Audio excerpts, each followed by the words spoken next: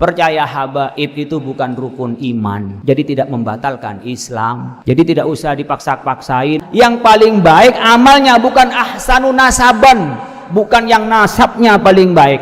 Ada orang yang semuanya dibikin-bikin karomah, rantai bisa turun emas dari langit, ngeluarin rantai emas dari langit, bisa mi'raj 70 kali sehari semalam. Beliau pernah mi'raj, saudara-saudara, bertemu dengan Allah dalam satu hari 70 kali, saudara-saudara. Itu orang yang bikin-bikin namanya, ngarang. Allah memberikan karomah tapi tidak dibuat-buat. Itu diberikan oleh Allah pada saat kepepet, atau diberikan oleh Allah kelebihan-kelebihan itu. Ini banyak orang yang sekarang tidak percaya karomah sama sekali. Ada orang yang mengeksploitasi karomah. Ini biasanya ketika perdebatan soal wali, persoalan habaib, ini udah kemana-mana ini. Perdebatannya jadi nggak jelas. Saya ingin sampaikan, percaya habaib itu bukan rukun iman, jadi tidak membatalkan Islam. Jadi tidak usah dipaksa-paksain, mau percaya habaib ya silahkan, nggak percaya habaib ya silahkan. Memang kita menghormati Rasulullah dan keturunannya, kita hormati. Contohnya ila hadratin Nabi Mustafa Muhammadin sallallahu alaihi wasallam wa ala alihi wa ashabi wa dzurriyyati. Itu cara menghormati kita. Kita menghormati. Tapi tidak berarti keturunan Nabi itu lebih mulia daripada orang yang bertakwa dan berilmu. Karena orang yang bertakwa dan berilmu melebihi dari keturunan itu. Bahkan keturunan itu kalau tidak beriman kepada Allah dan Rasulnya, itu juga tidak akan mendapat syafaat dari Rasulullah Sallallahu Alaihi Wasallam. Ini harus kita sampaikan. Jadi kalau yang mau percaya dengan habaib silahkan, karena taklid umpamanya kepada ulama-ulama yang percaya pada habaib, umpamanya dengan Ba'alwi, silahkan. Ada yang percaya, ada yang tidak percaya karena tidak menemukan referensinya, haknya dia. Dua-duanya tidak batal imannya karena percaya kepada keturunan Nabi yang mana itu tidak termasuk rukun iman, sehingga tidak membatalkan keislaman kita. Yang penting kita jangan sampai maki-maki, ya. Siapapun yang baik, siapapun yang berilmu, yang takwa kepada Allah, Allah akan angkat derajatnya dan kita hormati karena Allah menghormati. Yarfa'illahu alladhina amanu minkum walladzina utul ilma darajat.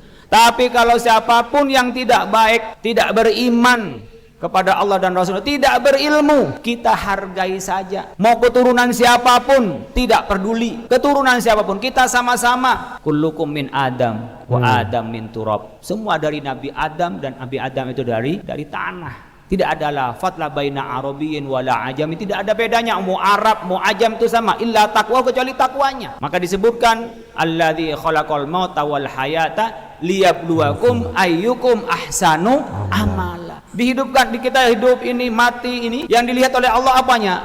Ahsanu amala. Yang paling baik amalnya, bukan ahsanu nasaban, bukan yang nasabnya paling baik.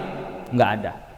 Makanya anak di sini hafalan Quran, pinterin baca kitab, belajar SMP, SMA umum, nanti jadi orang alim, jadi orang bertakwa, Allah yang akan mengangkatnya. Di hadapan manusia, makhluk Allah nggak ada apa-apanya. Yang penting Allah mengangkat derajat kita, akan diberikan derajat oleh Allah Subhanahu wa Ta'ala. Ini harus ditanamkan kepada kita semua. Siapapun akan mulia kalau bertakwa, dan syaratnya takwa adalah iman kepada Allah dan berilmu kepada Allah dan mengamalkan ilmunya. Baru jadi orang bertakwa. Jadi nggak ada lafadz lah, mau yang jelek, mau yang putih, mau yang hitam, nggak ada bedanya di antara kita. Kita punya kesempatan yang sama untuk berada di sorga Firdaus. Untuk masuk sorga kita punya hak yang sama, tidak ada bedanya kita.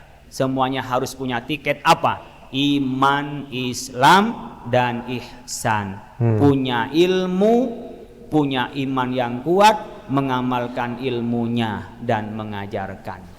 Ini harus dipasarkan pada kita semua. Ya, itu dia tadi ceramah singkat ya dari Bapak Kiai Khalil Nafis, Ketua MUI bagian dakwah kalau nggak salah ya. Dan beliau juga sempat menyebutkan bahwa ada karomah yang dibuat-buat, ada rantai turun dari langit, ada yang mi'raj sampai 70 kali sehari. Berarti MUI ini sebenarnya udah tahu ya tentang dongeng-dongeng para habaib yang berseliweran di internet ya. ceramah-ceramah yang isinya dongeng-dongeng, berarti sebenarnya MUI tahu nih. Cuman diem-diem aja nih MUI-nya. Nggak ada tindakan apa-apa nih. Pantesan ya para habaib itu pada bebas banget berceramah di Indonesia ini ya, dengan dongeng-dongengnya yang di luar nalar semua, dan yang diceritainnya orang-orang yang udah meninggal semua.